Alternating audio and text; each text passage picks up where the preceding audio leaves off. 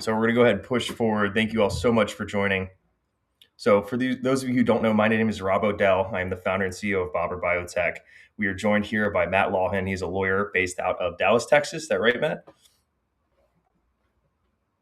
Yes, sir. Dallas, Texas. Wonderful. And we also have Scott Nelson here. He is the VP of Sales and Marketing for Swift Medical. So we're super excited to have these guest speakers join us.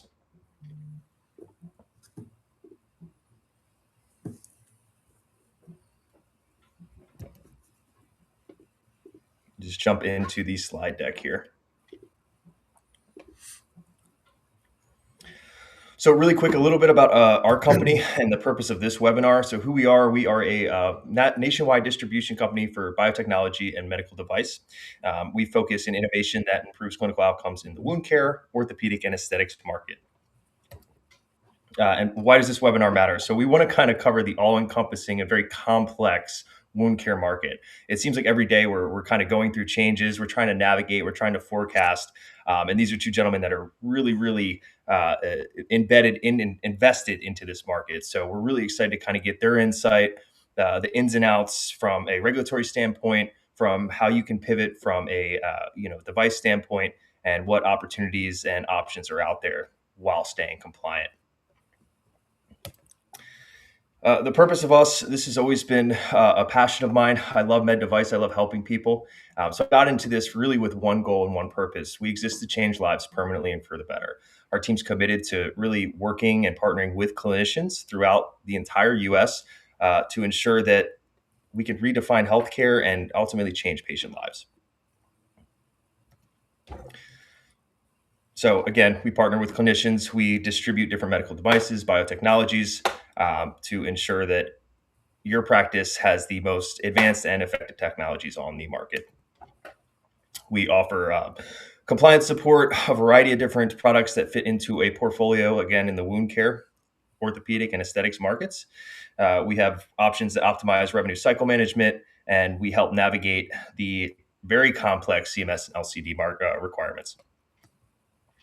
This is a contact page. For the purpose of this, we're going to keep it moving. We will have this again at the end of this slide, and these slide decks will be sent out to you guys. So I'm going to go ahead and pass it over to Matt and let you take over, Matt. Great. Thanks. Let's see if we can get my slide deck up. Do I click on it? What do we do? There we go. Hey, There we are. We're rolling. All right. So like Rob said, I'm an attorney. I'm in the Dallas area. I do operate across the country, helping clients within the healthcare space. My law firm is 100% dedicated to healthcare compliance and regulatory compliance. I got a lot of slides to go through. I'm probably going to go blow through them real quick so that I'm respecting Scott's time. I'm respecting Rob's time. I'm respecting your time. We are going to have time for questions, but I am going to have my contact information at the end of the slide presentation. So feel free, if you're interested, to reach out to me directly. I will say that prior to becoming an attorney, I was a senior fraud investigator for the Medicare program in Texas. And then I was a criminal investigator for the Texas Medicaid Fraud Control Unit. So in presenting this information to y'all this evening, I'm going to present it in a fashion that is more consistent with what I believe the government's interpretation of the information is going to be. I feel like that is potentially beneficial to y'all as the consumer, so that you have somebody telling you to your face what the government's thinking, and you can adjust your strategies accordingly. I don't want you to take it as I am condemning providers, manufacturers, distributors. I think everybody's trying to do the best they can. But I do think that I also do think that CMS has made the process a bit more convoluted than it needs to be. So, what I want to go through is I want to kind of touch on what the current coverage policies are.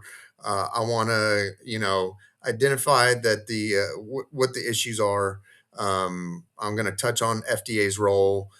I'm going to bring it back around to how we got to this, right? Why is everybody talking about skin substitutes? And then, what CMS is doing to address those problems. Some of you may be aware that yesterday CMS had published an update with regarding the LCD rollout and their position. I've looked at it, so I want to hit on that a little bit as well. So, part of the big issue, right, is CMS has a lot of coverage policies. They cover a lot of services and devices and things to that nature under both the Medicare and the Medicaid program. Specific program, they do actually kind of a nice job of publishing that information and making it accessible and available to the general public. They have online manuals. They have coverage determination or local coverage determinations. They have billing articles. They have articles that they publish on the Medicare Learning Network. So they have a plethora of places to where you can find information. For our purposes today, understand that these are some of the online policy manuals that are available. Relevant to today is the National Coverage Determination Manual at 100-03. They're called IOM, internet only manuals. So it's IOM 100-03, and then IOM 100-08, which is the Program Integrity Manual. And I'll get into why that's important in a few slides. So how does Medicare establish medical necessity, right? Well, they publish it in the National Coverage Determinations Manual. So if it's in there, it's covered.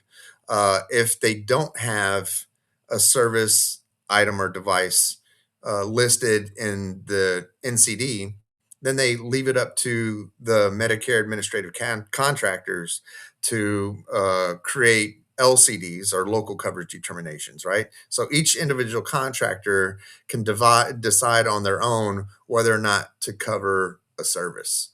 Hopefully, I'm not talking too fast for y'all. I apologize. In lieu of not having an NCD or an LCD on point, the contractors revert to the reasonable and necessary criteria, which is in that public integrity manual that I just referenced in the previous slide, right? And the criteria for reasonable and necessary based on that is safe and effective, not experimental and investigational, and appropriate in terms of numerous factors, personnel, the people that are actually touching the patient, the beneficiary needs, the frequency, and they take into consider the standard of practice within that specific field, right? So these are your kind of base ways in which medical necessity is determined by CMS for the various services and devices it covers. So local coverage determinations, like I said, are established by the MACs. And I think as a general audience, we understand that there's no real national coverage determination for NCDs or an NCD for skin substitutes. So it was left up to the MACs, right? And currently, setting aside the future ones that are going in effect on January 1st, there are 3 current and active LCDs. One is Novitas, one is First Coast, and one is CGS.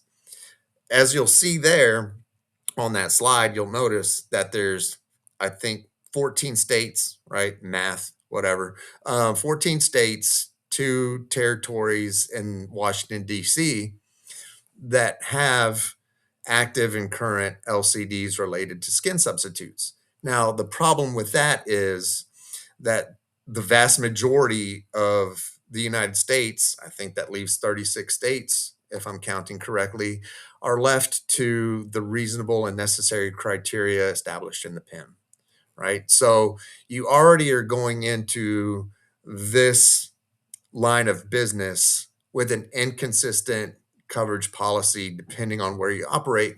And you as manufacturers, people as providers, right, operate in multiple states. So you have to be cognizant of what state you're in, what jurisdiction you're in, and whether you're trying to perform under an LCD or just the reasonable and necessary criteria, right? So Novitas is LCD. I'm going to, again, I know we're kind of crunching a bunch of information, so I'm going to blow through these. I do want to highlight a couple of things. This is Novitas, which is Texas, Oklahoma. It had more of the states than the other two, right? So they talk about what a cellular tissue based product they would incorporate or have HCTPs, human cellular tissue products, under that umbrella of a CTP. They do state that these products may be considered reasonable and necessary if they're FDA cleared or approved, right? Designated as a 361 HCTP, right? So that's a good thing. HCTP, it's a good pathway for some of these products, and they're saying they may be covered. What's important for you, the audience, to understand is this is where my lawyer comes out in me, right? May does not mean shall. May does not mean will. May means maybe. It depends.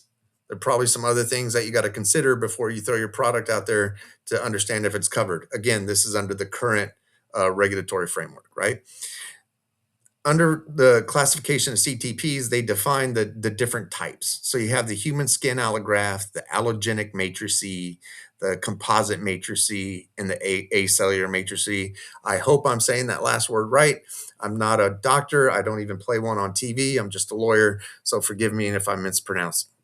But I do have some things underlined and bolded, right? So under each definition of those particular product types. The human skin allograft, it allows scaffolding, soft tissue filling, growth factors, right? The allogenic matrices, metabolically active or regenerative components.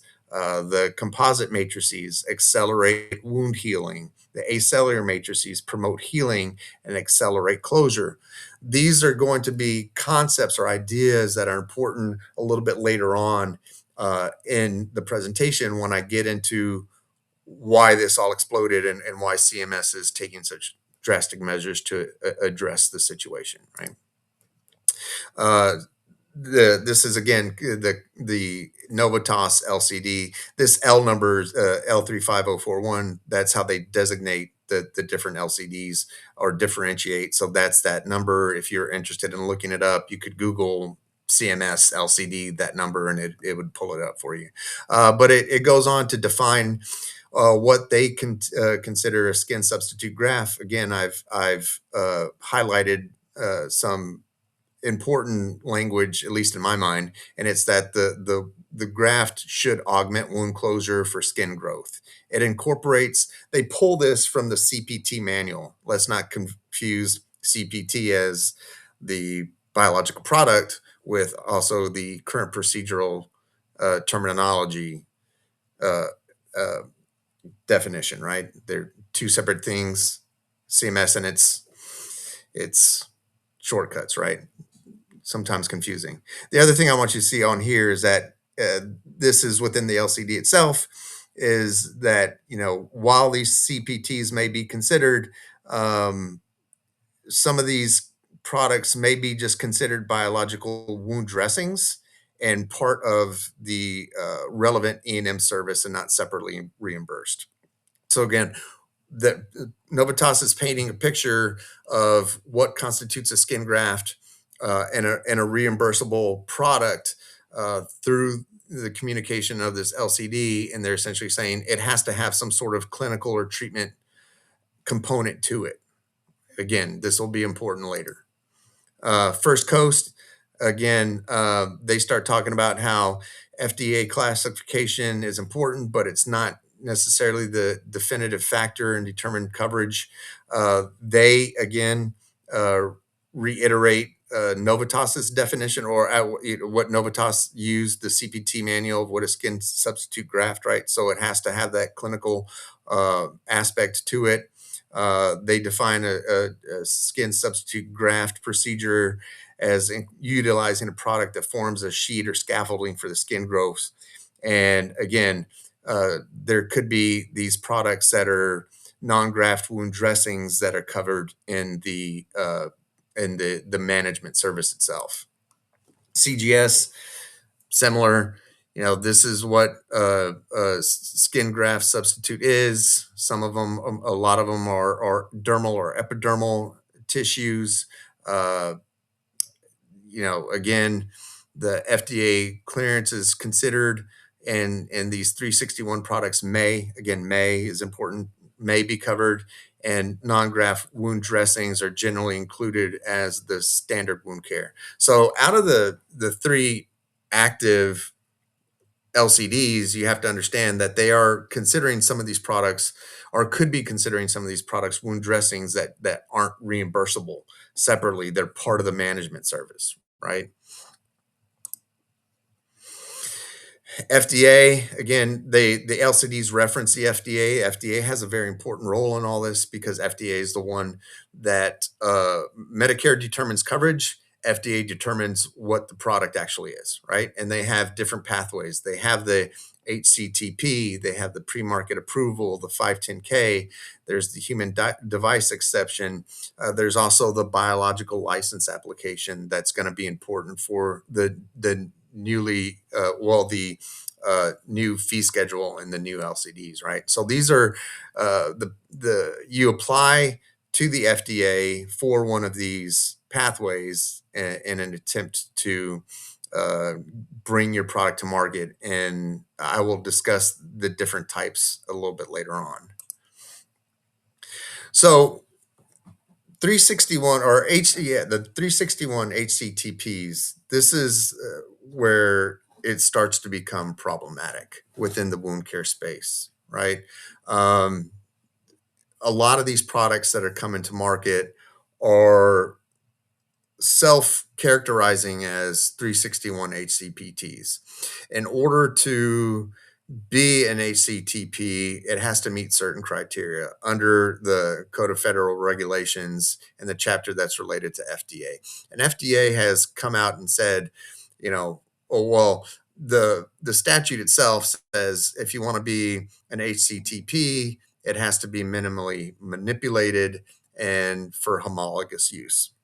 And there is some confusion, I think confusion, uh, but a misunderstanding of maybe what homologous use is. And so I think around 2020, the FDA had published a guidance document that delves into or clarifies what homologous use means. Excuse me. And it's essentially what homologous is the product is used in the recipient essentially in the same way that it's used in the donor, right? So, in their discussion in FDA's guidance document, where they're talking about homologous use and explaining, they give a lot of examples. And they give some examples relevant to amniotic membrane. And so, what they talk about is homologous use for amniotic membrane is typically going to be a cover or barrier to protect.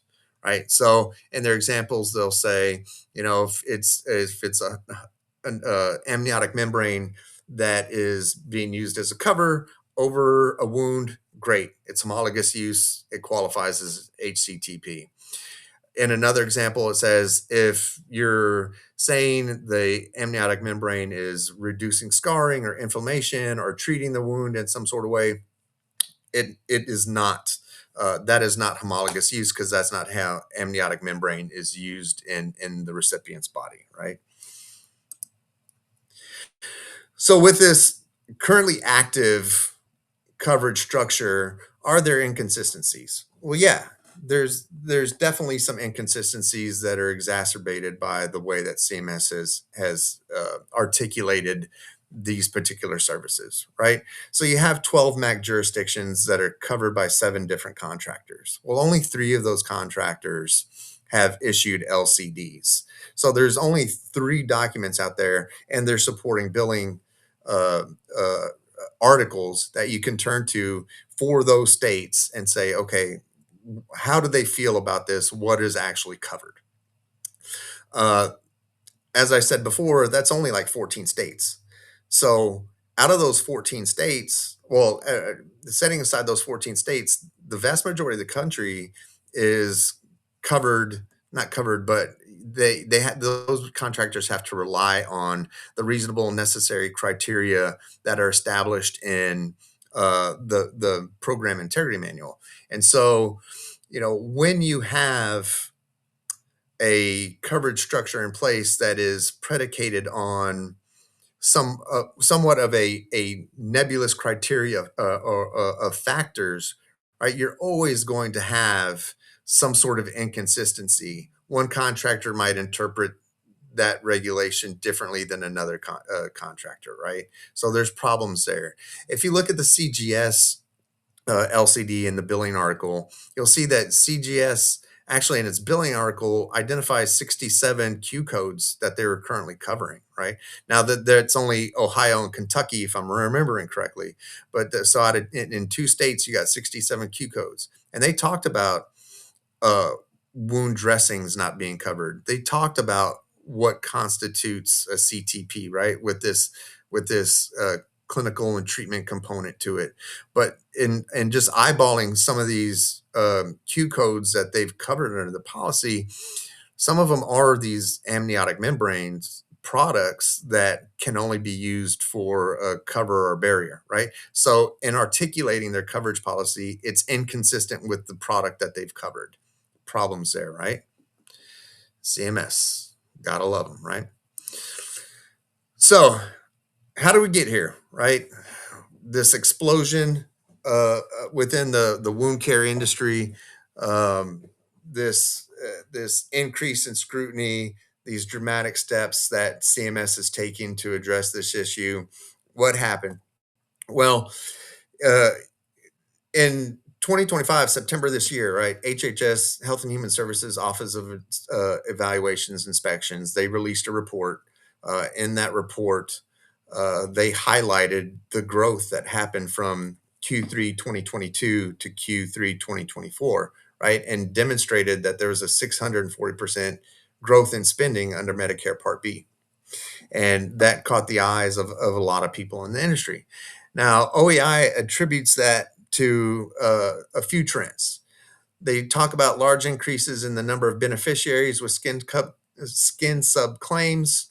Uh, they talk about massive gap in spending in Medicare Part B and Medicare Advantage, the steep rise in cost of the skin subs,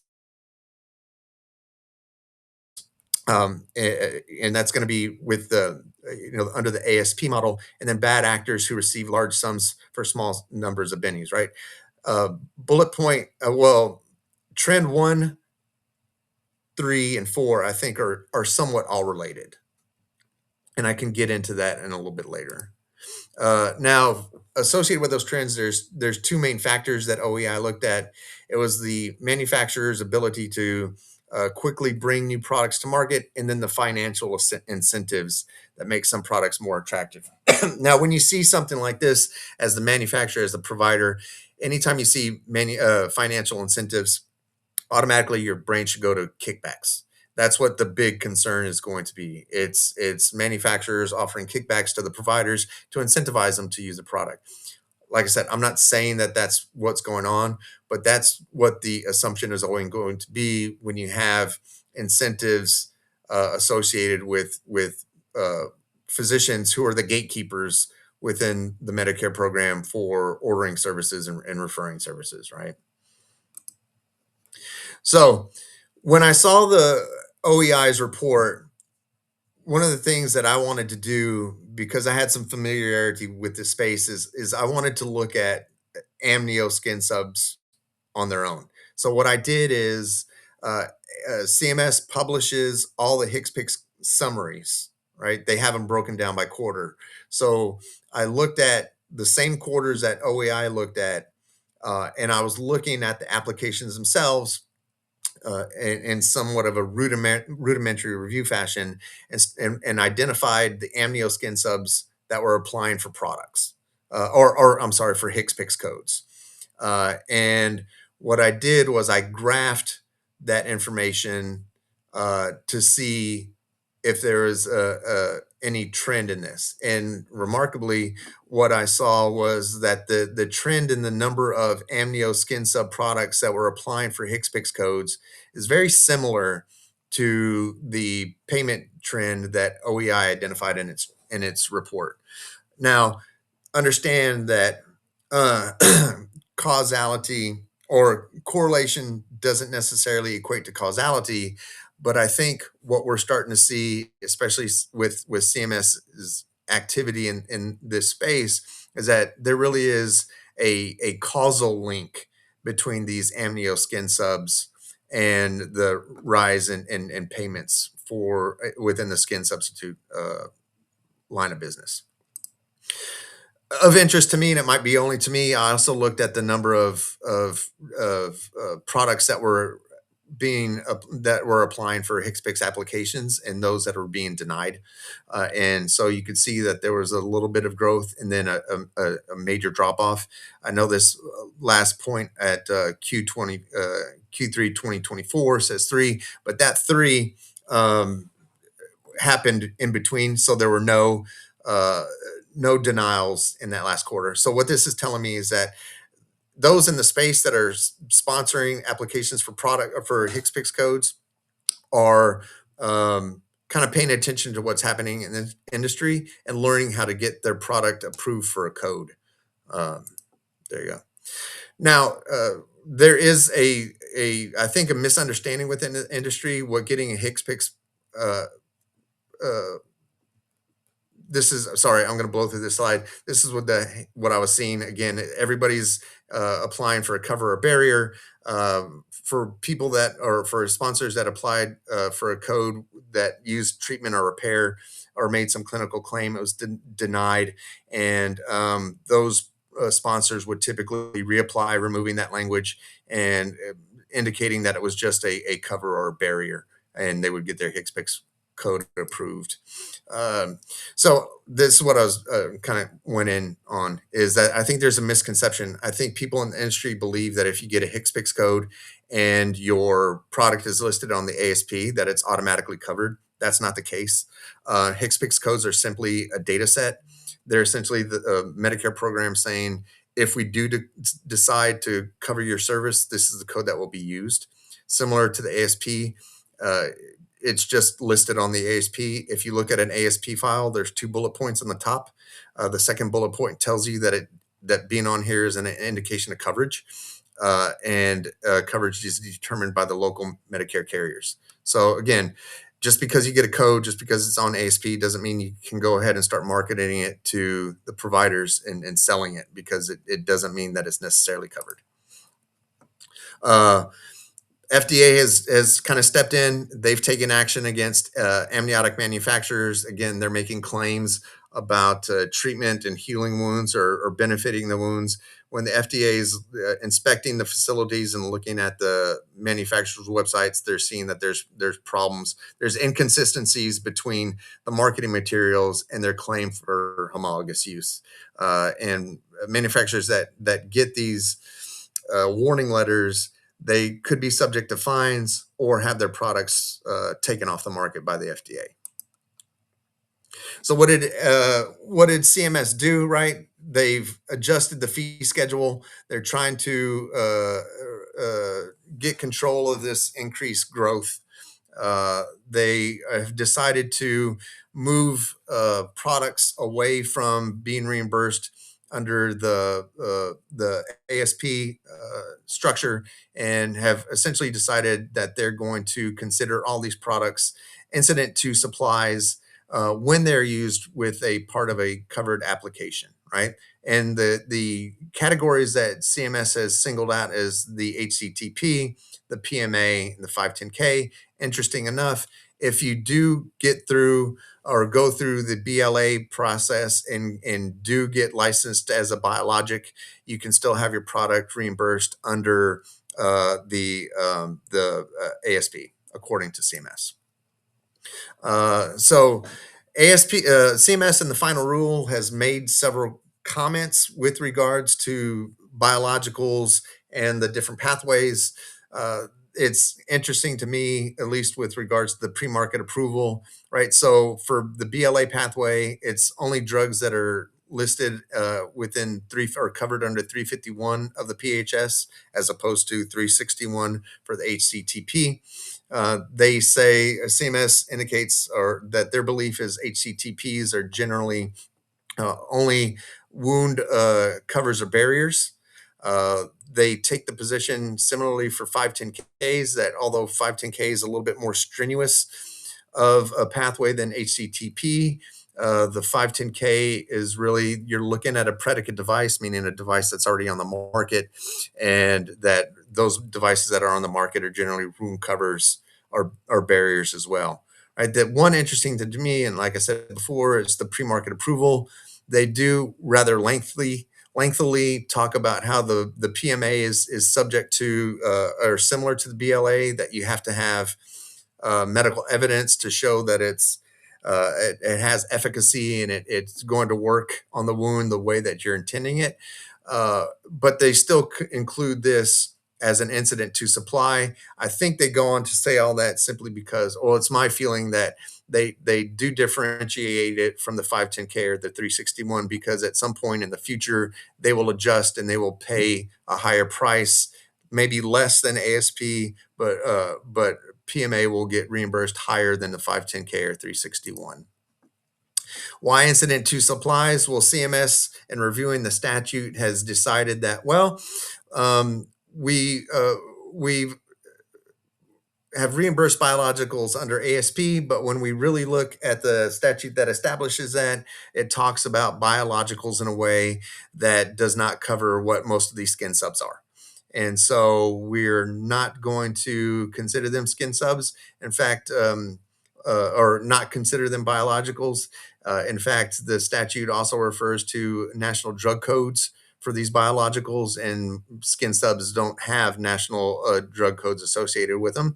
Though these skin subs do, they are integral to the physician's professional service, and the skin sub application codes can't be performed without their use. So, due to this context, they're not really biologicals, and they more clearly meet the definition of an incident to supply. Um, what else did CMS do on top of revamping the fee schedule? They directed all the MACs to create a consistent LCD and billing articles across the board. What these new LCDs have done is they have created, or they have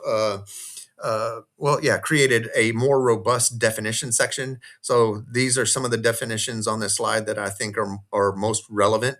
They define what a CPT is, and it's something that it's a sheet for scaffolding and allows for skin growth or to augment closure. It defines scaffolding. That's the first time I've ever seen scaffolding defined anywhere. It addresses standard of care, and then it defines wound dressing or covering, and you look at that and get an understanding of where they're going. It talks about what qualifies as a skin sub or CPT. So, and is highlighted and bolded here because these are elements. You have to have both, right? So it has to have this clinical value, and you have to have high certainty evidence, right? So if you're looking to market as an actual skin sub under these new LCDs, look at this, because this is the criteria that your product is going to have to meet.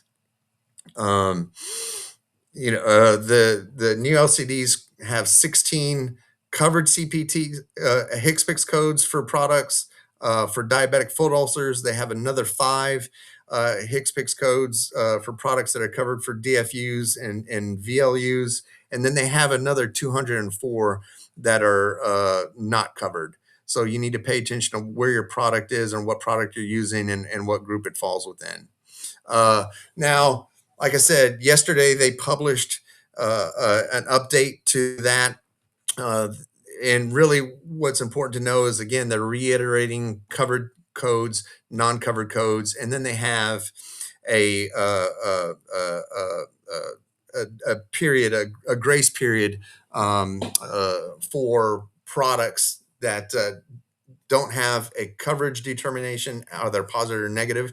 So they're saying that those products can still be submitted, but it's up to the MACs to determine whether or not those codes are actually covered. So think that they're going to apply those against the necessary and covered and necessary and reasonable criteria under the PIM.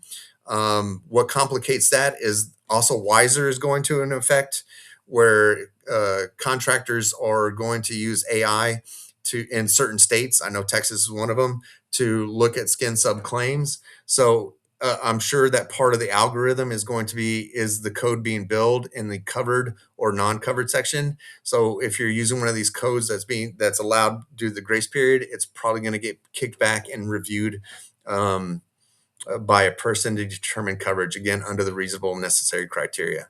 Uh, so there you go. I kind of sped through it. I think my presentation is going to go out to the group. So certainly, if you have any It will. questions, feel free to hit me up. I hope I what I had was informative and helped you out a little bit. Yeah, Matt, thank you so much. And we will make sure that everybody gets this. And thank you for updating on those changes that literally came out, I believe it was yesterday. So appreciate you touching base on that. And for the sake of time, we'll pass it over to Scott. Thanks again, Matt. All right. Thanks, Rob. I appreciate it. Well, good evening, everybody, or if this is recorded, good whatever time of the day it might be that you're listening. So we certainly appreciate your time. And as Matt had said, right, I'd love to connect with anybody, for any questions offline. Certainly, you can kind of funnel them through Rob. So I've got the fortune of not discussing regulatory reimbursement or legal topics, but let's kind of talk through some emerging technology and how it can kind of serve the wound community and certainly kind of help complement a lot of what's going on in the world today. So my name is Scott Nelson, Vice President of Sales and Marketing with Swift Medical. Many of you listening may know, so kind of active in the wound care community. And if I don't know you, I'd love for you to reach out. You can find me on LinkedIn. There's a couple of Scott Nelsons. I'd like to think only one of me, but always interested in kind of talking shop and what's going on in the world that we all live in. So Swift Medical, you may or may not have heard of. So, we're a company that's new but not new. We're about 10 years old. So we were founded in 2015. We've been heavily focused in the post-acute market, specifically long-term care, home health, in the post-acute world. So we're in 5,200 facilities. You can see volume-wise, 275,000 monthly activities. We're a strong AI play and a strong AI company focused purely in wound care. But where that comes from is really looking at, we've done 62 million patient assessments and we've created a cataloged library of 32 million images. And that's what we use to train our AI when we talk about artificial intelligence. So it's really been very carefully, cautiously, and clinically trained. We've got a large nursing representation across the Swift team that are all very clinical. I am not one of those. I'm commercial, so on the sales and marketing side, but really taking in that clinical, specifically wound nursing, is the strong focus that we drive the advancements here. Clinically validated, we've got 20, more than 28 and growing, studies, published, non-published, posters, abstracts. If you see us coming up at the CAMPS meeting in a couple of months, SAWC after that, we've already got poster submissions that we're going through. So we're going to continue to build a library of evidence behind what drives the technology. We partner with top providers. We integrate with multiple EMRs. And really looking to make a strong push into the space, specifically into the provider world. Award winning. So McNice, we've had multiple annual recognitions. We've got most recently the Fierce Digital Healthcare. We were the only wound care company kind of included with as the finalist and the winner within that segment. So really kind of been lauded and recognized in a variety of settings. So what do we do? So the Swift Medical Solution, we've got Swift Skin and Wound, the Ray, Swift Portal, and Swift Academy. We're just going to touch through pretty briefly on each one of these. Swift Skin and Wound is kind of the heart and soul of the product. So we're a software company, and we do a lot of software processing on the back end. So what you get, precise wound measurement. We've done side-by-side studies. These studies are available. We have a 95% accuracy. That's if we're measuring to a clinician in a very controlled environment to show that we're going to be we're going to measure accuracy the equivalent of a human eye in a controlled setting. Various studies you can see, lots of us use printed rulers. I come from a biologics background prior to Swift, and I was printing thousands of rulers at a time. They're used all the time. But the paper ruler is about a 40% accuracy. How are you holding it? What's the dimension? Are you wrapping it around if it's circumferential? What's the angle, if you're taking a picture with your phone? So the accuracy is very, very low. So 95% accuracy, but even more importantly than that, we've got a 99% intra-operator. So if I'm running multiple providers and multiple settings that are seeing a variety of wound care patients, my consistency across providers is going to be very, very high and very, very consistent. Consistent image capture. So we do utilize a Helix. Ultimately, we're looking at kind of becoming a Helix free. It's just a fiducial. It's an FDA registered fiducial that gives us the ability to consistently provide distance, area, range, and lighting calibration for the system. So variety, regardless of where you are when you're using the system, you're going to have a lot of consistency. That comes back to that accuracy. And the other reason we use that is because everyone listening to me probably has a different phone, different manufacturer, different version. Some have LiDAR, some don't. Some have lasers, some don't. So until we get to a more consistent hardware platform, it's easier that this is how we're going to bring that consistent accuracy across the variety. Standardized documentation. One of the things you get when using Swift is not only a very accurate image. We're going to auto identify the wound area edges. We're going to automatically calculate, and display the depth. We're going to take into account very easily your tunneling, your undermining, and we're going to give you an automatically calculated area that we're going to track across time, so you can see the wound area reduction as you're looking at your patients. The documentation you're going to go through is we're going to incorporate traditional wound care workflow. So what you get is a 75% faster assessment, but you also get an incredibly consistent documentation and patient chart. So it's not just the image, it's the image and all the relevant information. And we'll get into kind of why that's going to be important, especially in light of all the pending changes with CMS, where even CMS's own verbiage in all of their policies, the word documentation appears everywhere all the time. So the Swift Ray, as you can see from the small image on the left, it's smaller than the palm of your hand. What this gives you is it converts standard lighting, RGB lighting, into spectral. So now you're getting, as we're a software company, it gives us more data to process. So now I've got thermal or bacterial. Why is that important? Well, if I'm doing traditional wound care, as I'm capturing this, I've got one button to press. I get all the images at one time, but it's going to give you really more information to process as a clinician. Are you seeing a variability in your temperature? We're not going to necessarily take the temperature, but we're going to show you the variances of where you're seeing a thermal. So if you're seeing an increase, a hot spot within a wound, it's going to give you the information to know what is the delta. So, we know that traditional and, inflammation kind of, the precursor to infection is around a 2 to 2.5 degrees C delta. So we're going to give you that information so you can see, is it developing? Is it new? Is it consistent? Is it going away? So we're just going to give you that additional information. And then the fluorescence. You're going to see traditional fluorescence. We'll advance to the next slide, which is going to be pink, red, or cyan, and that's typical fluorescence. What bacteria will fluoresce at various volumes given the lighting condition. One of the things that's unique about Swift is because we're software calibrating on the back end, the capturing of the fluorescence is easily achieved in normal lighting. So we're not requiring the patient or you, the clinician, to control the lighting, change the lighting, again, because we're calibrating to that variant and we're processing data on the back end. It just makes it a little bit easier. So we're thinking about how to have a more seamless workflow and provide you the information you need. And the portal, learning. So the Swift portal is really a way that we've got a lot of access of controlled learning modules.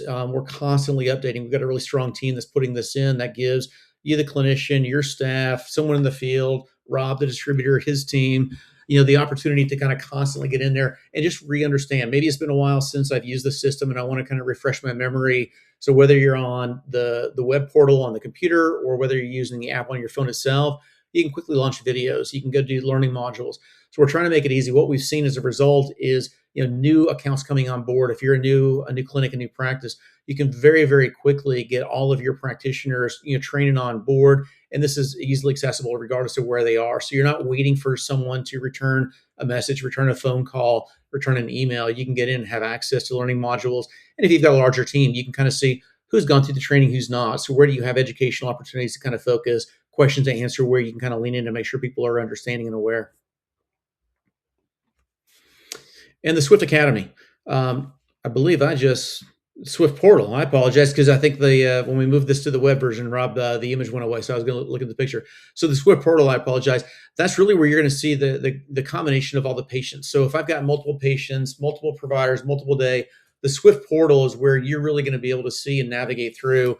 If I've got a patient that the system is flagged as non-healing, meaning we've not seen a measured reduction over a period of time, days, weeks, those are going to flag at the top. So you can sort your patients based on who's responding, who's not. And it gives you, the clinician or the practice administrator, better information to know where to place your resources, which patients are stalled, which ones are healing, are they meeting your expectations of a healing trajectory? So the portal, we're not just transactionally got a system where I can take a picture and look at it, but now I can go through and I can see everything. I can, create, I want to build a report of patient Joe or patient Jane, and I can look at all the images, all the wound measurements, and I can create a report for that patient over the concurrent use of whether it's a 4 week, 6 week, 8 week, 12 week. So the portal is really where you get the important back end. And then obviously, if we integrate with your EMR, that information would push or be transacted in depending on the method of integration. And then you can work in a standalone environment where you simply use the portal, and that becomes the essence of where your data that you're getting. And the Swift Academy, I kind of pre-spoke to that. So that's really going to be that online learning module system. So you've got access, to get in there and look at how, what it'd been a week, been 2 weeks. I need to remember how to do this. Or maybe you're stepping in, you've got new team members coming on, somebody's out on leave, on vacation, or you've got some turnover. So it really gives a chance to kind of accelerate the onboarding and learning of your team as people come on. So as a result, what do we see? So we talked about 95% accuracy, 79% faster than current standards. We actually see systems that use Swift have a 35% faster wound healing. Now, what's important to note, we don't touch the patient. So the efficiencies and the data that we provide you give you the opportunity to be a little bit faster in your reaction, to see the information you need. As a result, we do see, and we've got studies, all the footnotes are here and the references are available, that faster wound healing, because we're giving you the information for you to make the clinical decisions that you need at the right time.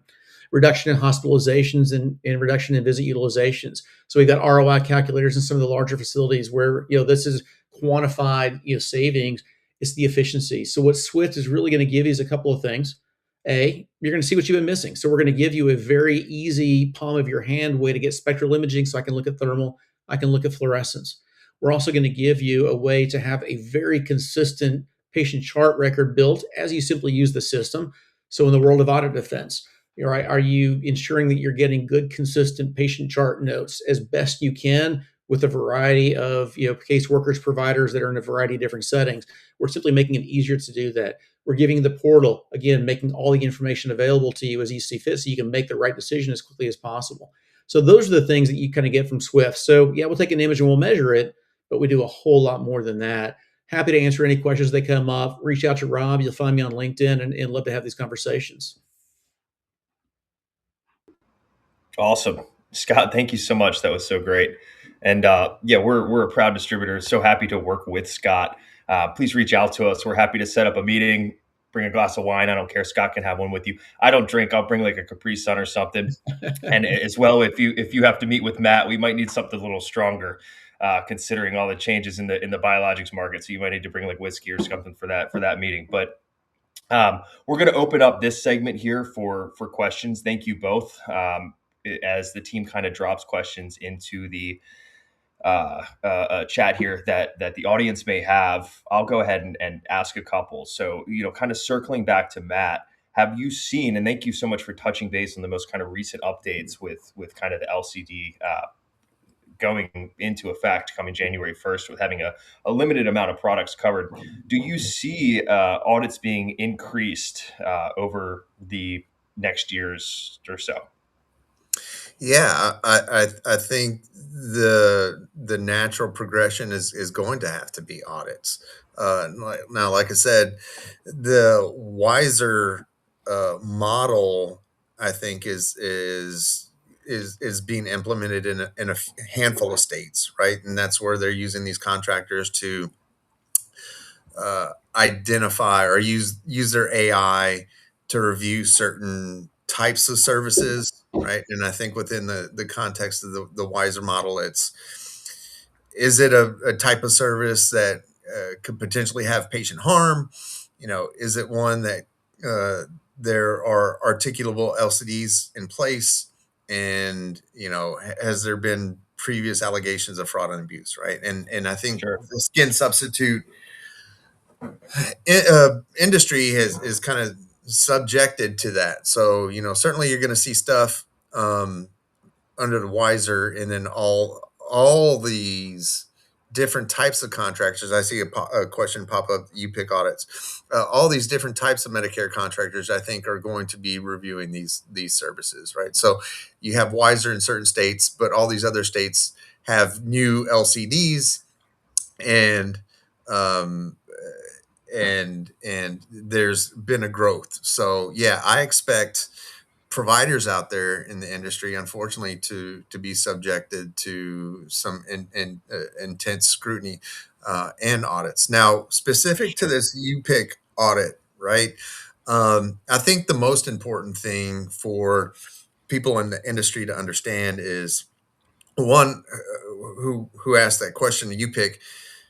I'm glad you're aware of what a UPIC is, and a UPIC is a Uniform Program Integrity Contractor. They're one of the contractors that work under CMS, and really, it, the question says audit, but understand UPICs are in the business of conducting investigations, not necessarily audits, and their investigations are for the purpose of referral to law enforcement agencies like HHS-OIG, like FBI, like Medicaid fraud control units, right? So if you're being looked at by a UPIC, you know, get with counsel and get your ducks in a row and figure out what you need to do in order to proceed with this.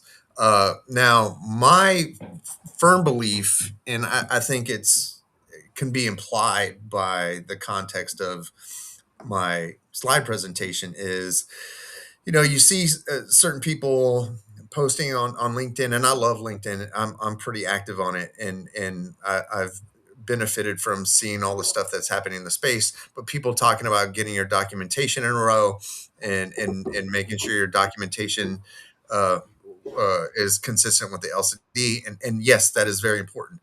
But I think what people need to understand is, I think right now it's going to be more important to understand what product you're actually using, right? And that's where the crux of the scrutiny is going to come. What product are you using? Is it one that's covered? Is it one that's really just covering or addressing? Should it be billed independently? Things to that nature. So, again, understand, if you're dealing, if you're a provider that's being visited by UPIC, if you're an attorney that's representing somebody that's being looked at by UPIC, understand it's an investigation, and they are attempting to build a case for potential referral to a law enforcement agency. Adjunct to that, providers, you need to collect your copays, because there's a beneficiary inducement civil monetary penalty that providers can get in trouble for if they routinely waive copays. And I believe that's going to be a big issue, simply because of the cost of these products that they get reimbursed at under the ASP. Maybe not under definitely not under the new LCD, right? But if you've got a product that reimburses at $2,000 per square centimeter, and it's 10 square centimeters, that's a $20,000 service, right? Math. And you need to be collecting that copay from that patient. Because I, as an investigator, that was a question I consistently asked patients if I was handed an allegation of fraud: is your provider collecting copay for this service? Because if they weren't, then that was potentially problematic, right? So, again, going back to UPIC, if it's a UPIC, they investigate, they refer cases, and probably they're more concerned with the nature of your relationship with the manufacturer, and whether or not you're collecting your copay, and what product that you're using. Awesome. Thanks, Matt. And it seems like we have a couple other questions, but one thing that I wanted to highlight that it seems like you kept kind of bringing up is the importance of documentation. And we obviously don't expect that to end, despite what happens in the skid sub market. I mean, I think at this point we're in a highlight. We're making history here. I don't know if we're going to be up there with the Viants, but at some point, right, we're going to be in the history books. So back to Scott. With that being said, how does a device like Swift position you to optimize your documentation? Well, I mean, if you think about I know somebody was asking about a UPIC audit. So if somebody's walking in and doing a UPIC audit or one of the other types of audits, they're not necessarily asking what you did. They're asking for the documentation of the evidence that justified why you did what you did. So in the inference of skin substitutes, which is kind of what we're all focused on these days, why did you apply the skin substitute that you applied, or why did you apply a skin substitute versus a dressing or an advanced dressing? So your chart notes need to show a couple things, right? Am I seeing the lack of reduction of wound area size? Did I see in the presence with a fluorescence, right? Did I see the presence of a biofilm? Therefore, that justified my debridement as well as the use of an advanced dressing or skin sub, because now I've got the documentation of why did I make this decision? Well, I am tracking and I'm able to document very quickly with accuracy that my measurements aren't changing. So my wound is stalled. Good justification. I've got thermal, I've got fluorescence. So I'm seeing things that I can't see otherwise. So I can anticipate, do I have a biofilm buildup? Or maybe I can justify the debridement that I did. And a further precaution is I'm placing an advanced skin sub because I want to get this wound closed as fast as I can. So, and then using the system, right? We're going to be pulling in from your other systems, whether we're doing any EMR integration or whether you're going through the traditional patient flow. So you're also building into this. Wow, I'm using negative pressure. What were my settings? The wound was present on admission. What am I doing? We didn't go through all the details, but we've got features that we're going to be implementing, like a smart tissue, where we'll give you the information of I grabbed a picture. It's not just red, yellow, green. What was my level of SR, of IPIBLE, of what were all the different aspects, how much granulation. So from the AI, we'll give you insights into what we think are there, and then as a clinician, you make a call. But bottom line, simply by going through and using a system, I now have a very consistent and comprehensive chart note, which we're not a diagnostic, but we're giving you the information as the clinician to capture everything, which again goes to, because of all these things, that's why I made the clinical decision that I made. Therefore, I'm in a much better audit position. Awesome, Scott. And to segue, it looks like we have a question from somebody in the audience here. Are all your technologies in one device, or is it on your phone? And can you maybe clarify the Swift Ray, how it incorporates with the Swift portal, and how kind of cost comparison to maybe some competitor devices? We don't want to call anybody maybe out explicitly, but I know your device, and one reason that we work with you, it is very cost effective, and very simple. Yeah. So if we think about the hardware and the software, so the software, the skin and wound is completely device agnostic. It runs on any platform, Apple, Android, tablet, phone.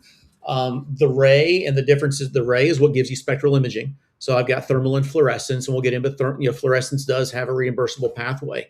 That currently in the current iteration is going to be limited to a couple of different, I think 5 or 6 different versions of the iPhone with a singular lens. Again, because I've got two cameras, 3 cameras, 4. I think some Samsung now have 6 cameras.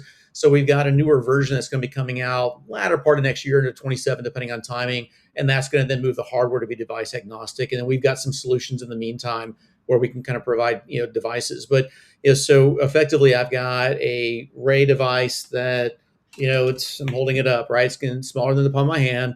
That gives me spectral imaging for the software to process. Think of us like a software company. We're not a big capital equipment hardware manufacturing. We're a software company. That also translates into the pricing. So, we're not going to, be a, tens and tens of thousands of dollars capital purchase. We're a SaaS, software as a service, or a device as a service. So we're going to price like that. We're like, think like our Netflix or our Prime, where I've got just a singular monthly fee that per device, and so it's not a client or seaters or people per device. It's a monthly fee. Again, that fluorescent opportunity is a way to kind of reduce that, just depending on what your patient is, MAC variability. But there's existing codes, and it's not unique just to Swift. But there's absolutely kind of opportunities, and I see some of the questions popping up. I'm trying to keep up, right? So Android for the software, not yet for the hardware. That'll be coming, hopefully, latter part of 26. But I don't know if that answer. Yeah. There are a couple of questions layered in there, Rob. I think so, yeah, and I think that's pretty loaded. And what I would suggest for somebody that does have an extreme interest is shoot us an email, right? As you can see on the screen, our emails here. Shoot us a text, call that number, contact us, and we can discuss this a little bit more in depth and even do a demo. I think to actually get a visual would be very beneficial. So feel free to reach out. Into one of the next questions here: the impact in home health mobile setting versus the office setting, and I'm assuming this is referring to explicitly to mobile wound. Is it time to encourage as many patients as possible to come in for care? I'll take this and I'll pass it over back to Matt and Scott. I will say, I mean, we have to, in my opinion, right? This is my opinion. It's a multifactorial, right? We have to look at why did mobile care become popular, right? And I think we have a population of people, right, that need access to care that weren't getting it prior. We've seen a huge influx in the markets of like telehealth. We've seen an influx in the market across the Midwest, especially in mobile for people who don't have daily access, right? They don't live right next to a podiatrist office or some type of wound care center, right? So these are a patient population I like to call the forgotten population, or people that don't have the transportation means. They are immobile, maybe they're paralyzed, right? There's so many factors that go into that. But we also have to understand the cost of goods sold, right? From a business perspective, at the end of the day, mobile wound care is a business, and how do you keep profitability, right? You can't treat patients and lose money. You can't keep your lights on and be successful doing that. So solutions that we've tried to implement for mobile wound practices from a distribution standpoint is looking at your cost of goods sold, right? So what technologies and tools are you using that's costing you a lot of money? What dressings are you using? What hypochlorous acid are you using? How do we eliminate maybe some of the cost of standard of care wound care, right? Items that you're using in your daily practice, right? So Bauer Biotech has options for that. Scott had mentioned, I'll pass to you, what codes are out there that devices do have some type of reimbursement pathway outside of just the skin substitute market? Um, and then do you have the capacity to get a patient into a brick and mortar? Obviously, if you can treat 10 people in a brick and mortar, versus having to drive 45 minutes to an hour to patient, you're obviously going to capture more patients in a shorter amount of time. So I don't believe this is the death of mobile wound care. I do believe this is a huge shift. Guys, please weigh in. Yeah, I mean, I'll jump in. I mean, it's certainly, mobile wound care is not going away. I think many entities are shifting their expectations. They're shifting how they're going to be treating patients, but what's not going away are the patients. Mobile wound care exists to primarily reach those patients that otherwise don't have access, the means, the opportunities to get into some of the traditional settings. Brick and mortar doesn't always exist in some of the rural settings, so it's absolutely needed. This patient population is incredibly sensitive to some of these changes. So how we all conduct the business is going to change. The economics change. That's just simply a fact of life. So I think from a complementary aspect, we're more than just an amniotic skin subspace in the mobile space now. There are debridement solutions. There are codes for debridement. They're not Swift, not me, right? But there are mobile debridement solutions that you can incorporate, which is also complementary because again, are you doing an appropriate debridement in a mobile setting? If I'm applying a skin sub, so you want to make sure you do that, but that is a debridable code. The fluorescent aspect of spectral imaging is also a reimbursed aspect. There are two existing codes. They're not unique to Swift. These are for non-contact fluorescence. So we can get into the weeds, but it becomes not too terribly difficult. But there's two codes. There's one code for your first wound, one code for each subsequent wound. So you've got the opportunity to bill for the imaging that you're capturing, that you're going to be assessing. Of is there fluorescent? The fluorescent is simply saying, is there enough potential bacterial load to fluoresce in the right lighting condition? None of the devices on the market are making that diagnostic call for you. That's why you're able to bill for it because you're still providing that professional component as the clinician of, hey, this device just showed me things I can't see in normal lighting. I'm still making the call. What do I think? Right? Did I do an efficient debridement? Biofilm exists on all of us watching this today. It's the types of it, right? Am I seeing potential bacteria? So those are absolutely reimbursable codes. They're pretty simple and easy. And they're also not necessarily capped. So if I see my patient more than one time a week, you can provide care for them every time you see them. So these codes and these complementary products don't necessarily need to change your clinical practice, but they do open up new revenue streams. It's not about just it's running a good clinical practice, right? Revenue capture and management is a big component in private practices and mobile and in brick and mortar settings. So is everything you're doing being captured appropriately so you get the documentation? But just know that, like we talk about the audits for the skin sub, every reimbursement component is subject to audit. So it's all about documentation to ensure that what you're doing as the clinician is as best laid out as possible. Awesome. And Matt, it looks like we have a question circling back to some of the legality. And this is a great question too. It looks like somebody said companies come into the office, offer a doctor to go through a quote unquote trial to gather information on wound healing. They would pay you, give you the contract, but then they want you to bill for the contract as it is an amniotic tissue, covered CPT in their words. This is one question: is this really okay? And then kind of separately, what is the company? What if the company says, if you don't get paid, then I don't have to pay for the contract? Yeah, from my perspective, just run. Or, Just, just yeah. Because it seems like whatever this company is attempting to do, they're trying to possibly convince you that they're conducting a clinical trial in order to gather viable information on their product so that they can maybe present it in the context of an FDA application. Medicare typically does not cover clinical trial information or pay for clinical trial services. There are some, I believe, there are a couple of different scenarios in which they do pay for services under a clinical trial, but this seems like it's questionable, and I wouldn't get involved.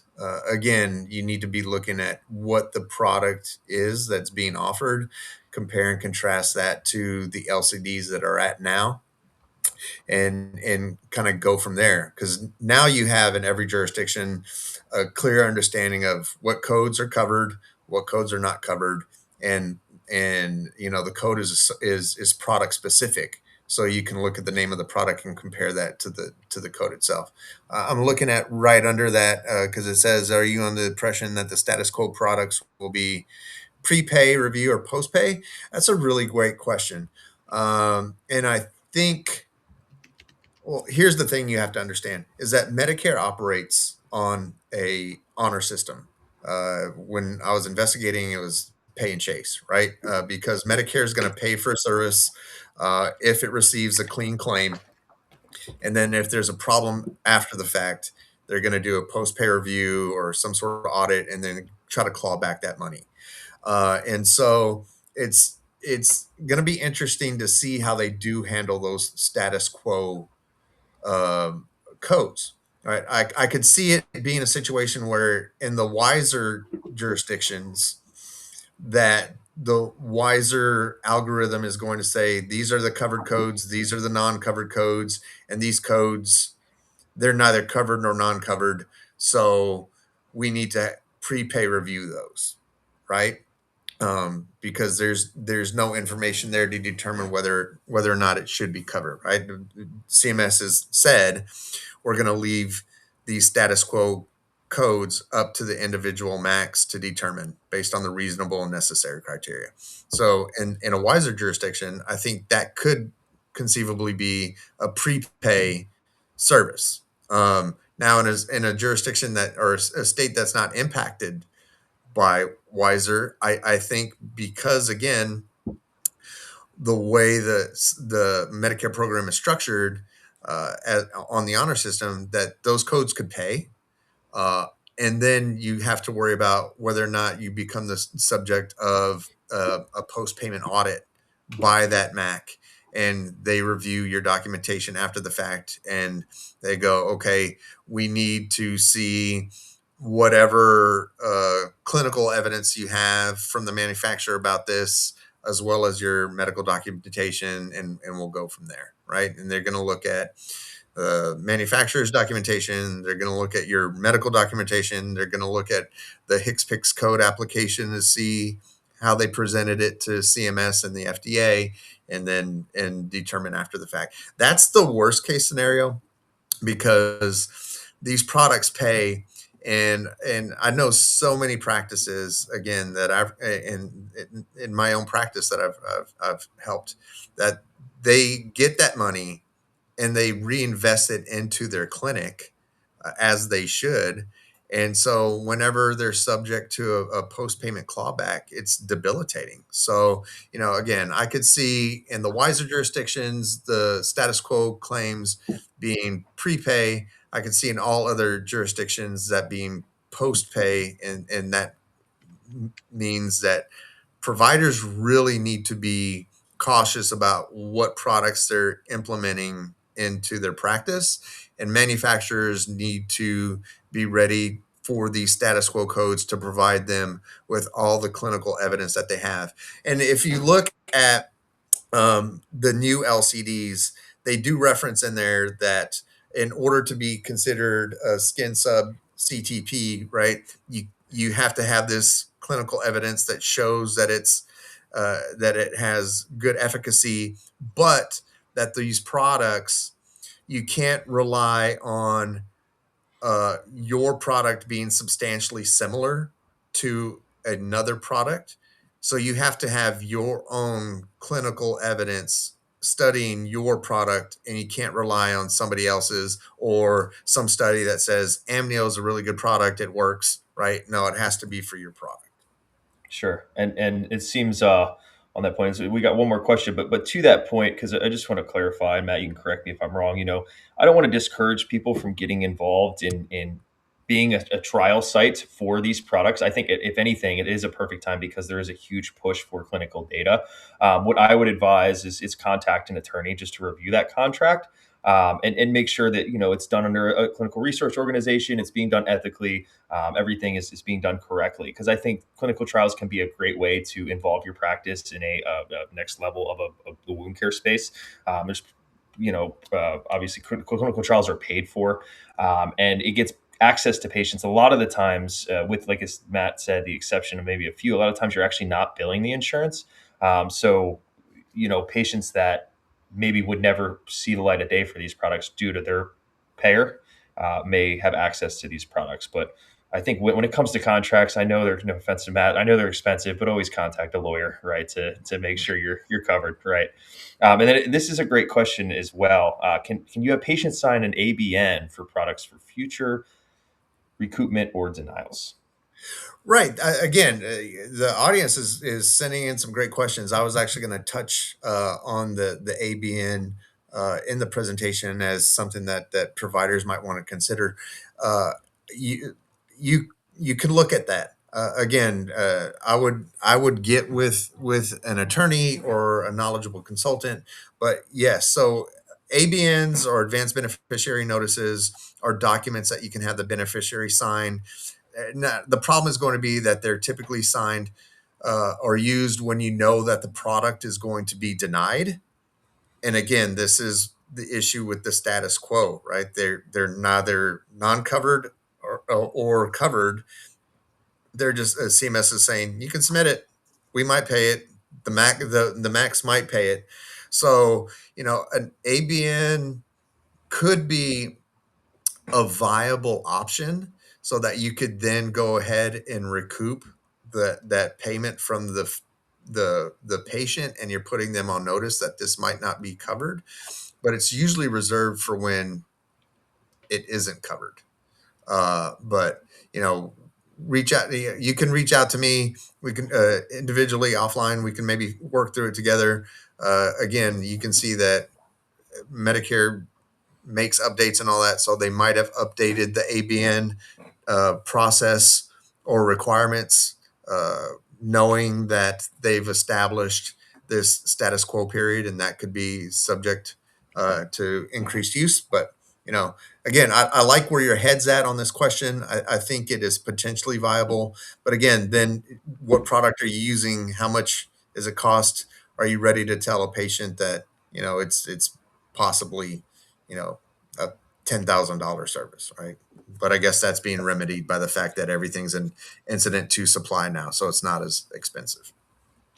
Awesome. I'm going to go ahead and cut us off because we did go quite a bit over. I know we had a late start. We'll blame it on all of the tequila I had before the webinar here. But I really appreciate both of you gentlemen. Like I said, these slides will go out. We'll make sure that everybody that attended today does get access to these slides and your contact information. Again, I hope everybody has a wonderful rest of their evening, a wonderful week, and please, follow us on LinkedIn, reach out. We'll continue to kind of update everybody as we hear more. Thank you, everybody. I really appreciate it. Thanks for having me, Scott, Rob. It was great to meet both of y'all. I had a great time. Let's do it again. Let's do it again. Anytime. Appreciate it. Hey, thanks, Rob. Matt, pleasure. Take care, my friends.